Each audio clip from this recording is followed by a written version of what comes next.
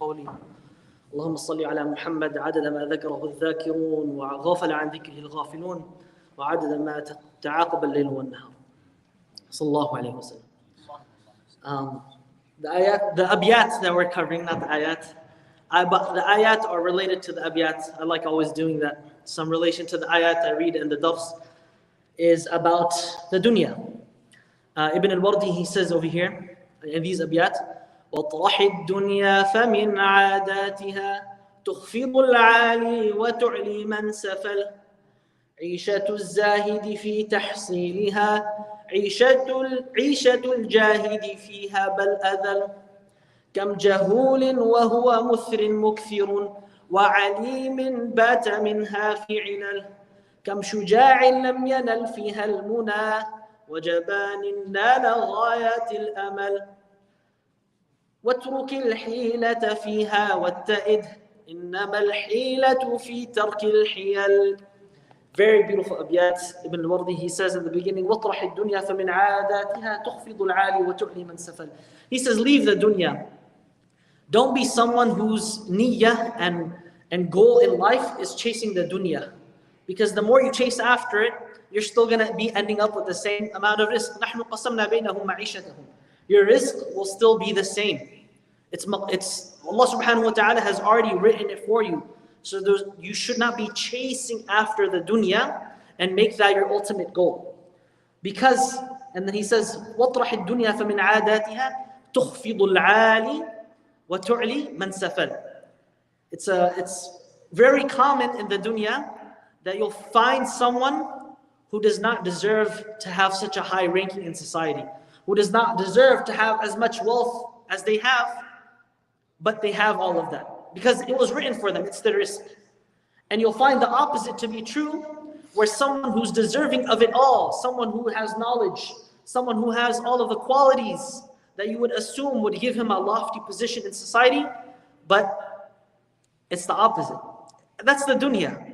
And then he gives examples of, then he says, عيشة الزاهد في تحصيلها أو عيشة الجاهد بل هذا أذل. He said, you should live in the dunya as someone who's a zahid. عيشة الزاهد في تحصيلها. You should be someone who's kind of, forsaken the dunya. That doesn't mean you don't chase the asbab of rizq, but you should not be attached. You could have the dunya in your hands, but not in your heart, right? عيشة الجاهد, someone who's constantly chasing after it. If Allah subhanahu wa ta'ala has written your rizq for you, and you're like, what is this? I want more. And you push it away. What's going to end up happening is that rizq that you thought was very little and you push away, you're going to be spending all of that time chasing after what was already written for you. You should have just been pleased with what is already in your plate. Because if you push it away, what's going to end up happening? You're going to chase after what's already written for you. And then he says, كم جهول وهو مثل ثري غني. How many people are not deserving of all of the wealth they have? So wealthy. They have so much of the dunya, but they're fools. They have no knowledge, but they have so much of the dunya. And then you'll find the opposite, where someone has so much knowledge. You'll find scholars, you'll find people that have such lofty, positions and status in the scholarly world, and they have nothing. بَاتَ مِنْهَا فِي عِلَلٍ. He spends his nights in troubles and in worries. I can think of so many examples of my own shuyukh who live overseas, and these people are encyclopedias. They spent their entire lives in studying and in teaching and in writing books and in reading books. You think they get paid for that?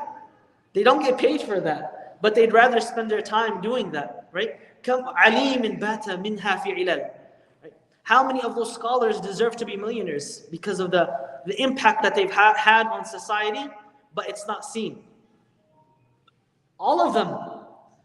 And then the opposite, where you'll find someone who has no knowledge, and Allah subhanahu wa ta'ala has written so much for him in rizq. That's one example. The second example he gives, كَمْ شُجَاعٍ لَمْ يَنَلْ فِيهَا الْمُنَى. He didn't get what he deserved. He didn't get مَا يَتَمَنَّى الْمُنَى. How many people, brave people, that didn't get that, that thing that they wanted or desired. Their bravery did not give them what they had wanted out of the dunya, But the opposite, وَجَبَانٍ نَالَ غَايَاتِ الْأَمَالِ. And you'll find a cowardly person who, when it comes time to be brave, he's very cowardly.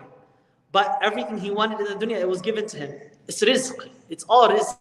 If Allah has written it for you, it's written for you. It's not about how knowledgeable you are, how strong you are, how brave you are. It's rizq. At the end of the day, it's rizq. And then he says, وَاتْرُكِ الْحِيلَةَ فِيهَا وَاتَّئِدْ. Watta'id comes from the fi'l itta'ada. It means tamahal, relax.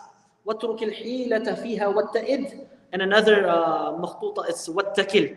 Have tawakkul. إِنَّمَا الْحِيلَةُ فِي تَرْكِ الْحِيَلِ.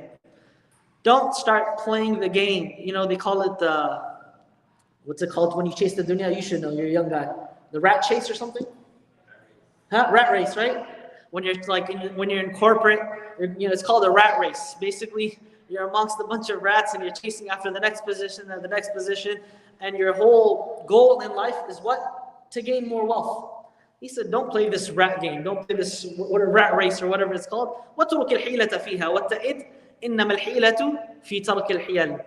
Right? It's very beautiful. So, to summarize the abiyat, don't make your absolute goal in life to chase after the dunya. It's a rat race. You're going to end up chasing it your entire life and you will still not be satisfied. You will still not be satisfied. You could be a millionaire and you want to be a multimillionaire. You could be a multimillionaire and you want to be a billionaire. You could be a billionaire and then you want to be bigger than the other billionaires. And that's what we see with these people that make their entire life's purpose and goal to make more money, more money, more money. Is there really ladha in that type of lifestyle? There is no ladha in that type of lifestyle. And that's what I've seen my own mashayikh on, that they're content with what Allah subhanahu wa ta'ala has given them. They have their humble homes, they have their food, they have their families that they're able to take care of, and they're able to spend their time doing what they love. If you are gifted that is the best rizq that you can ask Allah subhanahu wa ta'ala. That He gives you good health, and that He gives you good family, and that He allows you to pursue the thing that you love in life. And I ask Allah subhanahu wa ta'ala to allow us all to be people that are content with what He has written for them. وصلى اللهم على نبينا محمد وعلى آله وصحبه أجمعين.